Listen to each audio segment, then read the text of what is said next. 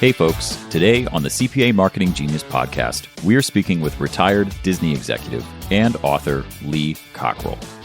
Lee tells us about how he went from college dropout to executive vice president, the secrets to building a great team, and how to insert some Disney magic into your own business.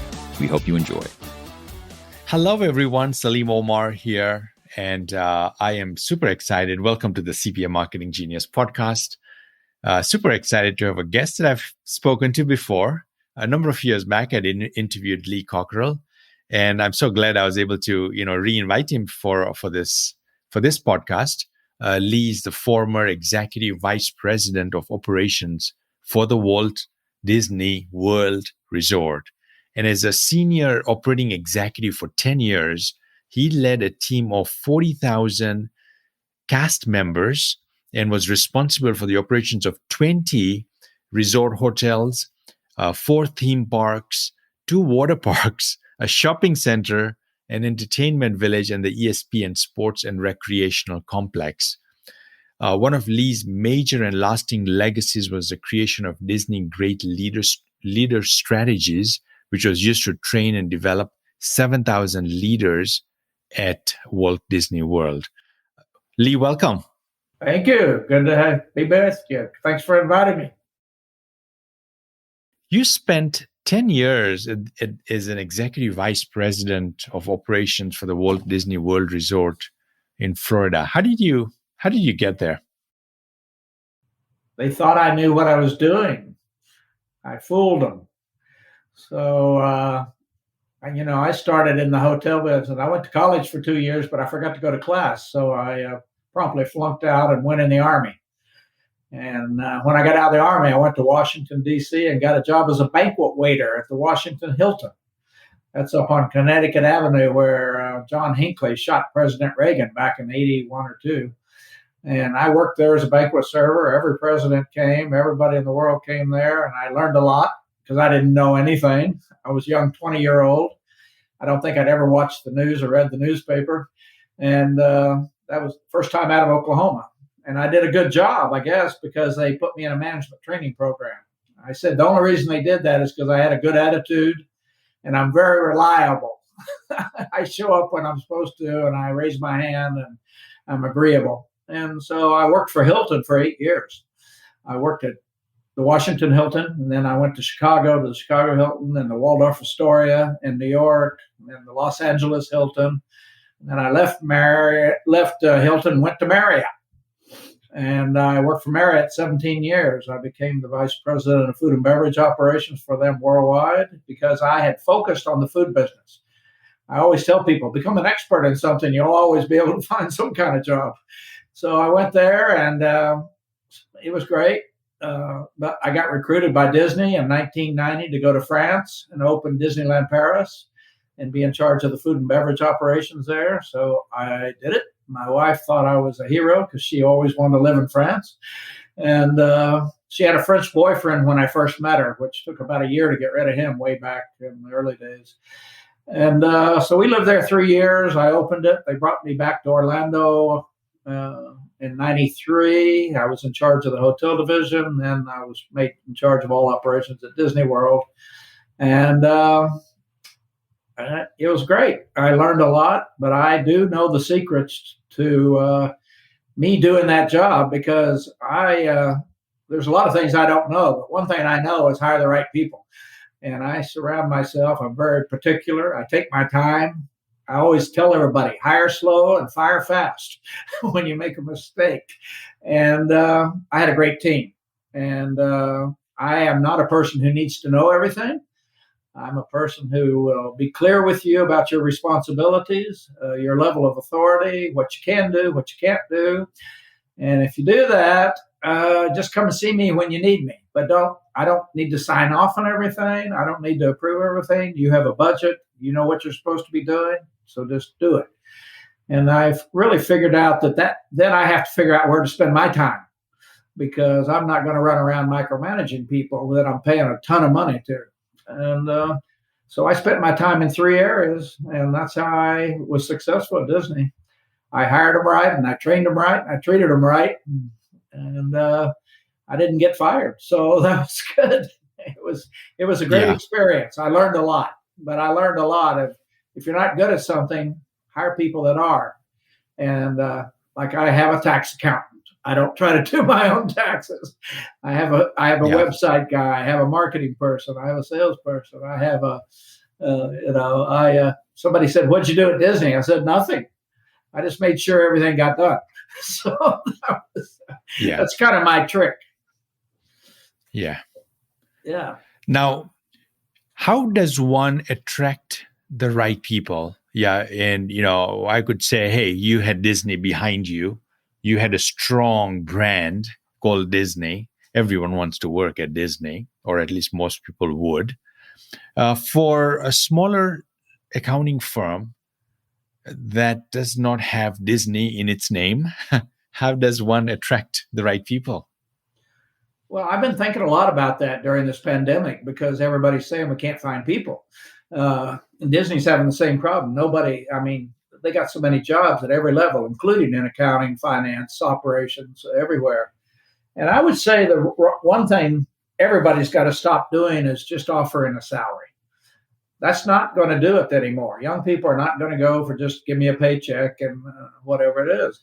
And I would say today, if I was interviewing somebody, I would say, here's your pay and it's fair. And but also I'm going to make sure that while you're working for us, that I'm going to make sure that I'm training you and developing you and getting you ready for that bigger job a year or two from now. And I will be involved in that because we found out at Disney that biggest benefit at Disney is opportunity. It's not healthcare. It's not days off. It's opportunity. What's in it for me? And if you can't tell somebody what's in it for them, they're going to stay with you a year, 15 months, 18. They're going to go on and move somewhere else. Young people are quite different than they were when I was growing up. I just took the beating and did what my boss told me. They don't do that anymore. They'll walk. And by the way, good accountants can find a new job every morning. There's plenty of opportunity. They're in high demand. And you've got to just make sure they understand that you are, I would say, interested in their future. And you're going to be there with them, and you're going to be available, and you're going to give them advice. And when they're not doing something right, you're going to talk to them about it so they can be better. And, I tell everybody, manage like a mother, because mothers got it, man. They've got empathy and discipline, and they'll use both of them on you. And because mothers have a vision of you being successful. And if business owners would have that same vision and that same empathy and the same discipline, we would have better, because most people don't go that far, and therefore your people are not committed. If you're not committed to me, hey, I'm not going to be committed to you. And so, that's how it is. That's why we have so many divorces in America. I tell my wife I love her every day so she doesn't leave. And I would say do that at work. Tell people you appreciate them. Show them. Get them in training classes. Get them good interviews. Send them back to get their another degree, or send them to workshops and make them better. And then don't forget to tell them every now and then how much you appreciate the good job they do for you. And people will stay if they're loved. Anybody, we all want to be loved. We all want to matter.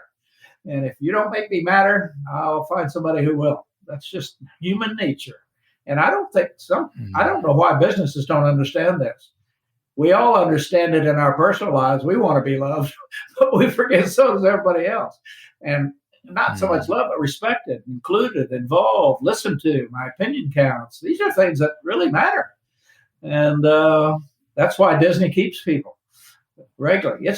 Disney's hard work. Let me tell you, you even work in one of our fast food places, you're on your feet for 8 hours in places that serve 8,000 lunches.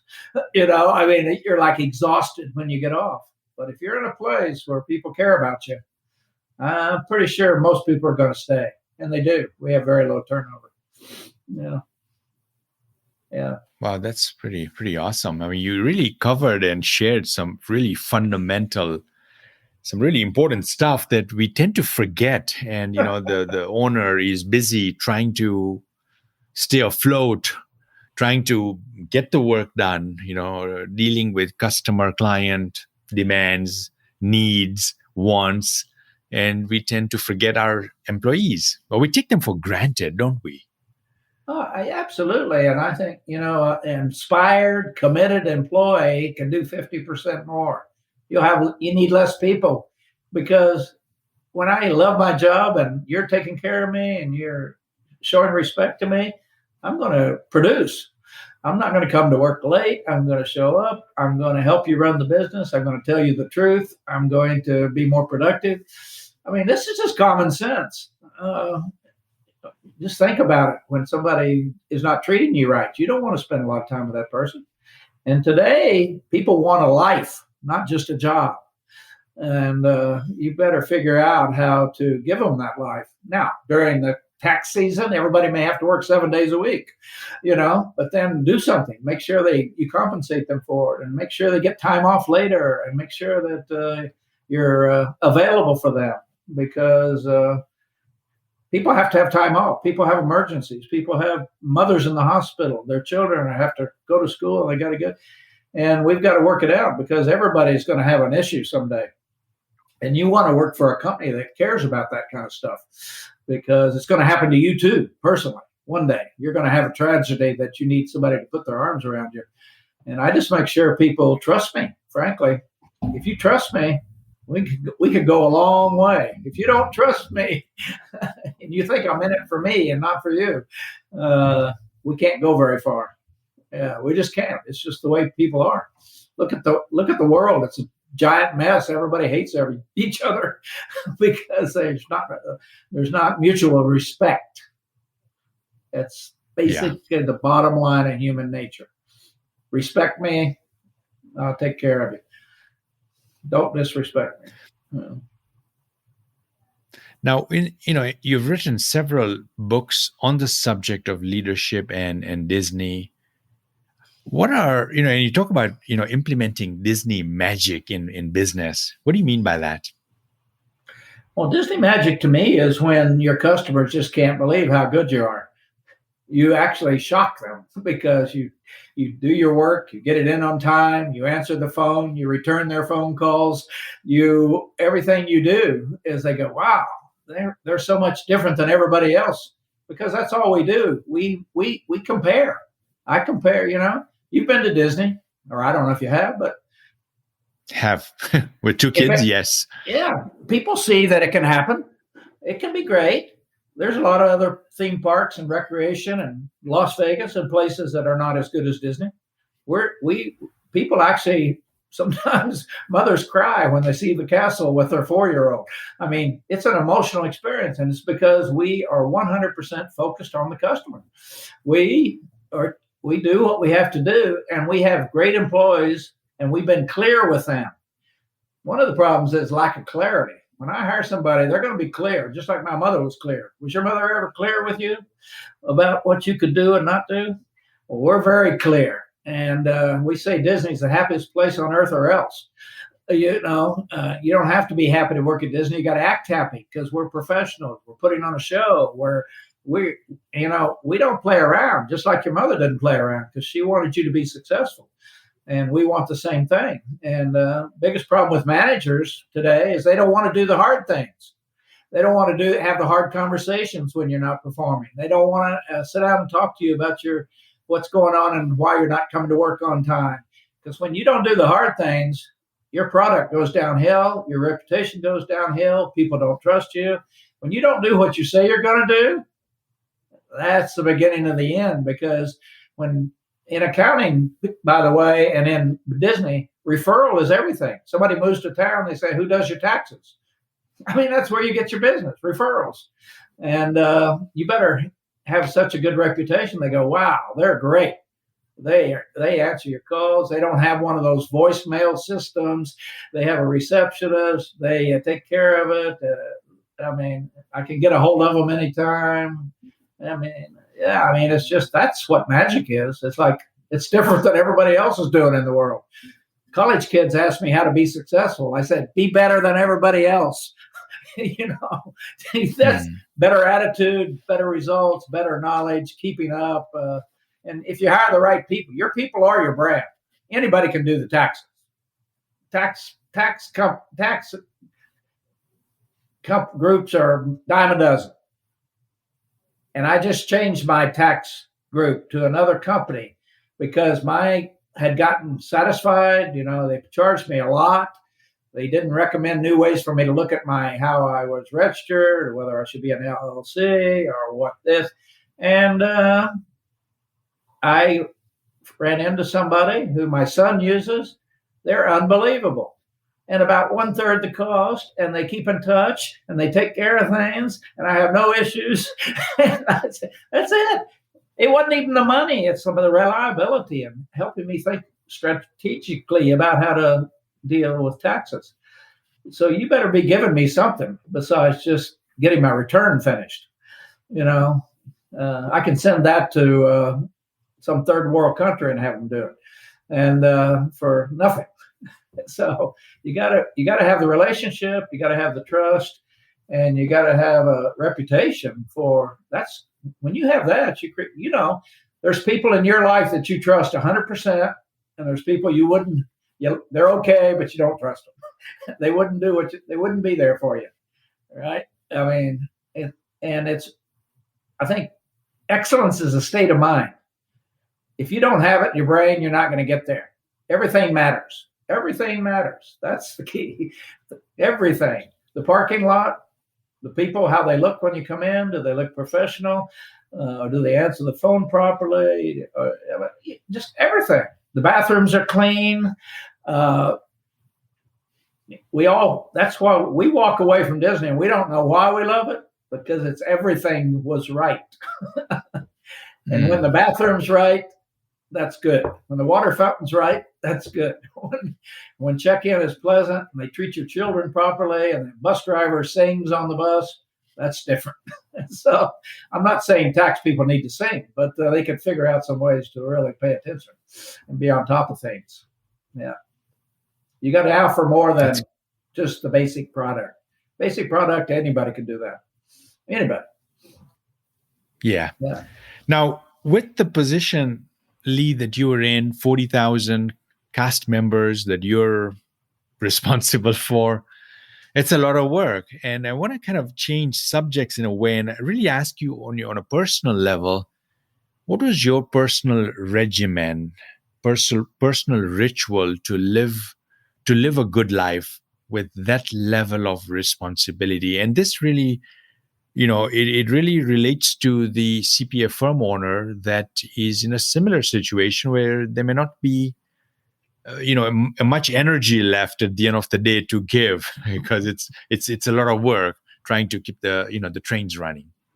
Yeah, well, I was in the hotel and restaurant entertainment business, and that's 24/7.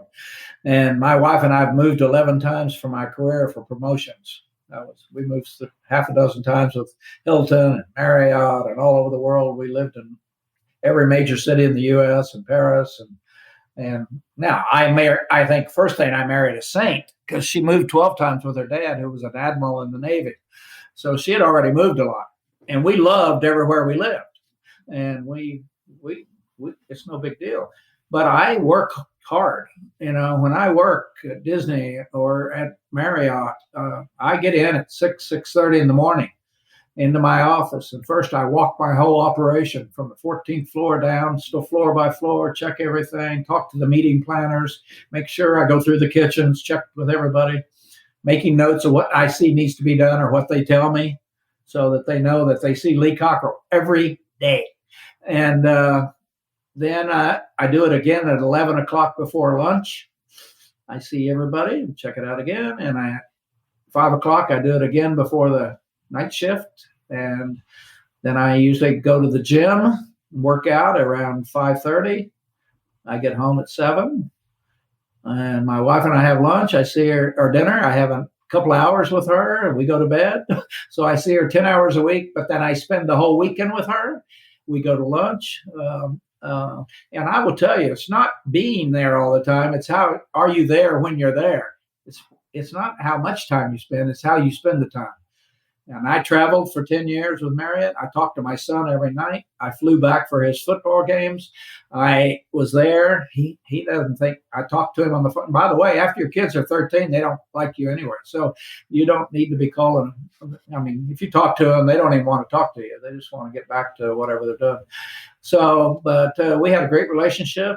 And my wife and I have been married 52 years. And she said she's going to stay. So I think I'm doing pretty good. It wasn't always. We had a lot of ups and downs in our marriage because of the stress of me not being home, working 6 days a week, and me being a little immature of not realizing how important it was that I paid attention when I got home. I used to come home, have a couple of drinks, and lay on the couch and fall asleep. That's not a good idea. And that's it. So I started to learn to pay attention to her, see how her day was going, making sure I made notes to do nice things for her, take her out to lunch on Saturday or dinner, and that's how it worked out. And she always knew that I was thinking about her and cared about her. And so anybody who's successful in life has this challenge. An admiral in the Navy has this challenge. The best tax company has this challenge. The best lawyer has this problem. That everybody that really is pushing for excellence, it's hard. It's hard.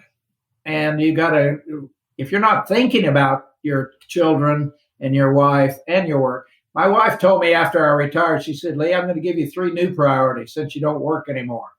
It's no longer do you have to worry about hiring, training, and treating people so well. But your first priority is take care of yourself so you can take care of us. And then number 2, take care of your family. Number 3, take care of your business. And if you have any time left over, you can help Kim Kardashian or the Real Housewives, or you can go play golf. But until you get the 3 major things done. And I would say, if you don't take care of your health, you're going to get in trouble. And the number 1 reason people procrastinate today and are not productive and don't get things done, they don't feel well. They didn't get enough sleep. They're stressed out from their marriage. They drink too much. They sleep too much. They don't. I mean, I guarantee you, the energy it takes to be excellent is a lot. And to have a composed personality and not jump on people and not intimidate people and not make people insecure. And I will guarantee you, health is the number 1 thing, and that's sleep, diet, and exercise. My wife and I have a trainer still today. We do it online. We do agility, balance, and weights twice a week. And I'm 77 years old, and I'm in better shape than half the people I talk to. And I sleep 8 hours a night, and I really watch what I eat. And you got to do these things on purpose. You can't be thinking, well, I'll get to it one day. I'll start taking care of it. No. I took sugar out of my diet. Sugar, that's one of the key things. Then you're not so hungry. You don't eat too much. It's not, if you can't make a list of the things you need to do on purpose every day to have a better life, you're not going to do them. And why you're not going to do them? Because they're hard. Nobody wants to do hard things. The only reason people don't exercise is it's hard. There's no other reason. Why people go back for seconds and thirds? Because it's hard to stay away. Why people don't have hard conversations about your performance? It's hard. So start doing the hard things and life will get a whole lot easier. I bet half these accounting people have people they should fire. They shouldn't even be working for them. And they know it. And some of them are their relatives. They've hired their mother-in-law. And don't hire your relatives. That's very hard to get rid of them. So you gotta be realistic. This is not easy stuff. This is like, I know what I'm doing every day. I know what I'm going to do. Every day I'm going to watch what I eat for lunch and dinner and breakfast, and I'm going to watch what my exercise, and I'm going to put my seatbelt on purpose. You know what I mean? What are you doing on purpose? What are you going to do next week on purpose to fix your life? Well, you know what it is. We all know. We just don't want to do it. We're going to do it later, after Christmas, after New Year's. So I've probably discouraged everybody. Everybody's depressed after hearing that. So, but you gotta wake up. Life is gone before you know it. I said, I got a 52-year-old son. Where'd he come from? Life goes by fast. And yeah. And if you want a few more years, take care of yourself.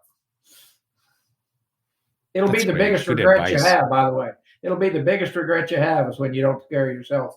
And then it fails when you could have done something about it. And it hurts your business. And you're not being a good role model for your kids and for your employees. And healthcare costs. If people would just take care of themselves, we wouldn't have a healthcare problem in this country. I mean, God, I go to the hospital. I'm surprised how half the people can even get into the hospital. I mean, it's like, you got to own it if you want to be great. And it's hard. That's all. Good stuff.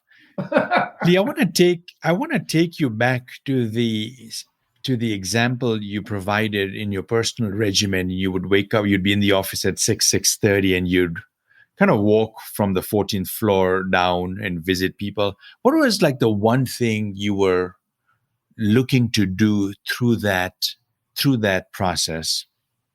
Yeah, I think I'm a big fan of that learning. A lot of learning takes place in role modeling. So as I walk the operation, I would walk over and tell somebody, here's how you use a knife properly so you don't cut yourself. We got to clean these floors. We can't have wet floors here. Somebody's going to get hurt. I was like your mother. I just make you crazy all day, like your mom does. Before you go out, be careful, do this, blah, blah, blah. That was me. And everybody knew me. And they knew that I would, if I'd ask them if they had the right resources, do you have the right equipment? I would tell the dishwashers to take care of the dishwasher, that it costs $40,000, be gentle with it, how important their job is, because when I serve food, plates got to be clean. And a lot of these people have never been told they were important before. By the time I went around, everybody, they wanted to see me because it was a good experience. It may have been a learning experience, but people get used to that. We get used to our mother. And hey, she loves you, and I care about them, and I tell them what a great job they're doing, how much I appreciate them, and I'd walk that whole business, and then I'd go down to the lobby and I'd greet the customers as they were checking out and talk to them, and they saw me talking to the customers and taking care of them. Role modeling. That's how kids grow up in a good shape. And that's why you guys are probably good. Your mother and father were good role models, or you'd be in prison. Yeah. Hey, think about it. Think about the impact your parents had on you. Yeah, it's really role modeling. It's seeing them in action. It's hearing them. It's seeing how they're interacting. That can be the best way to learn. That's teachable moments, isn't it? Yeah, exactly. And people appreciate it. I still get letters from people 10, 20 years later tell me, thanks for that conversation you had with me, Lee, back in 1980. That day I didn't like you, but now I realize why you had the conversation, and I'm doing great. In reflection, I didn't like my mother when I was 14, but I like her now. So. Yeah. So you're not trying to be their best friend. I would say you don't have...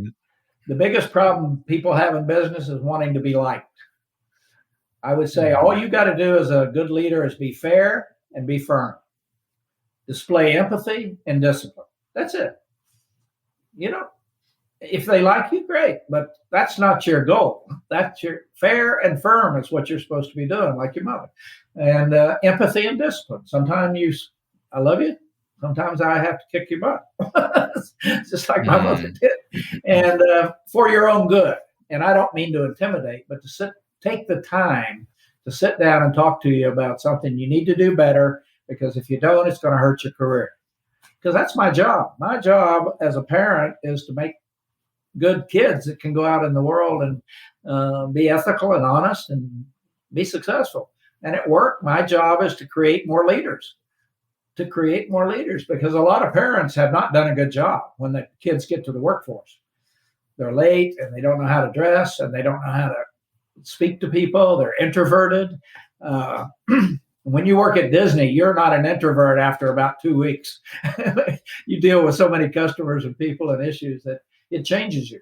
And that's our job, is to make people better. And that's what I think about every day. I don't ever raise my voice to anybody. I don't try to intimidate anybody. I don't try to make them scared of me.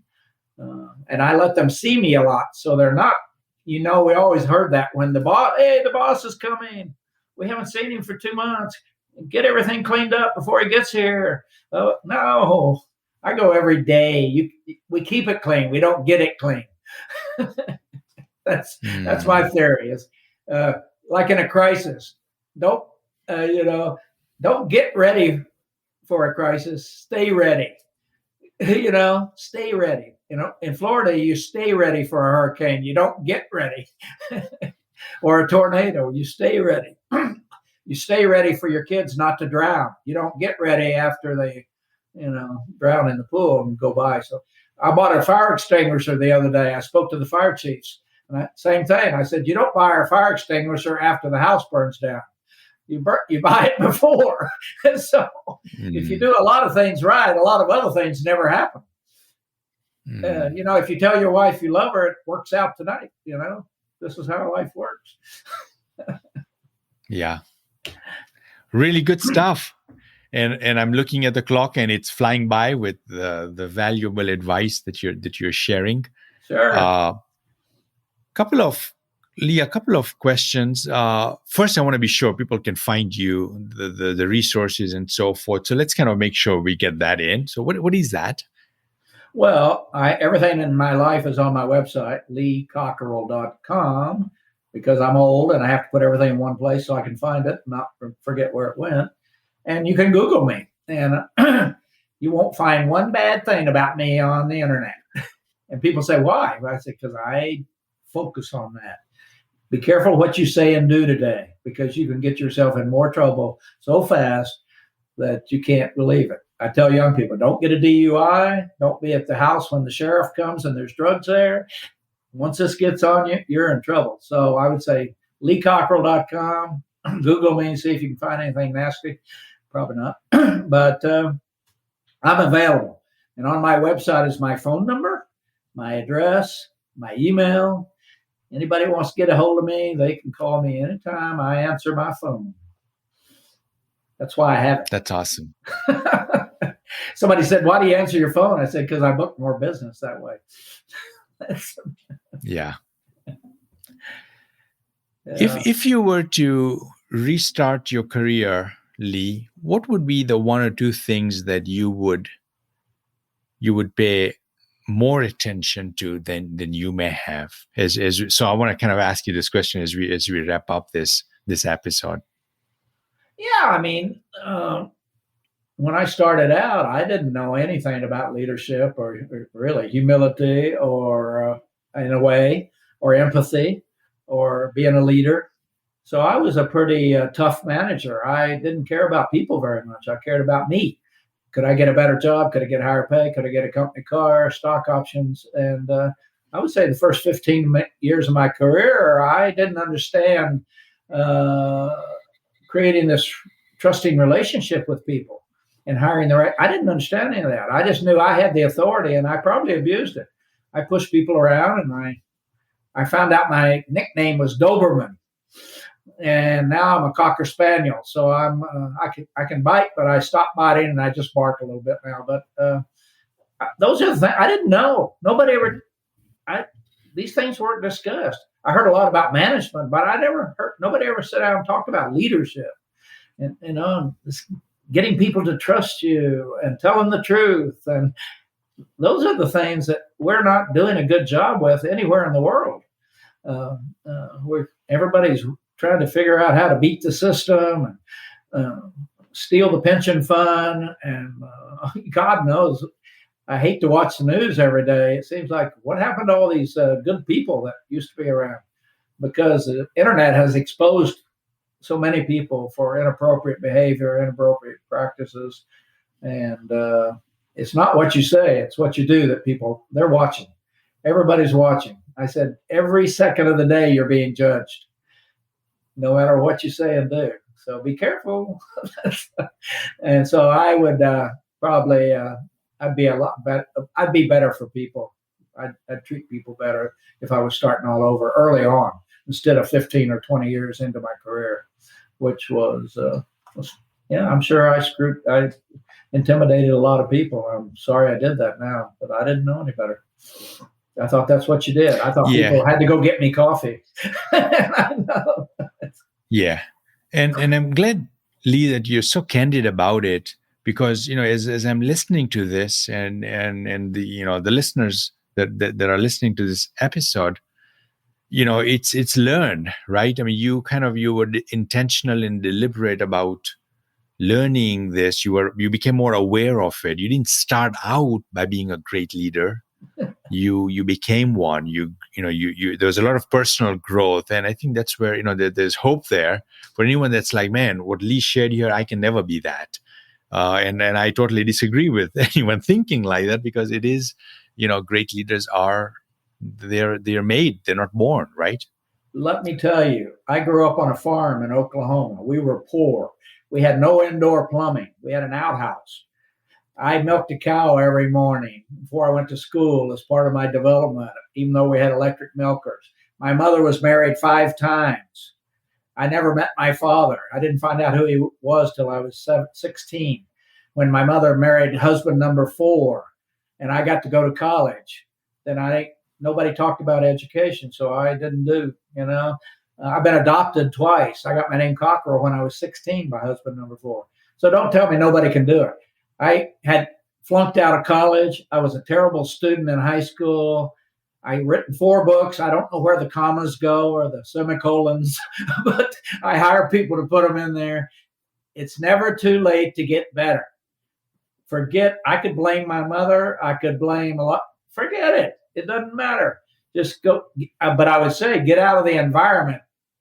And I left Oklahoma and got out of that bigotry, racism, all of this. I left. I went in the Army and then to Washington, D.C. Let me tell you, I tell young people today, as soon as you graduate from college or high school, go to the big city. Get out of your village.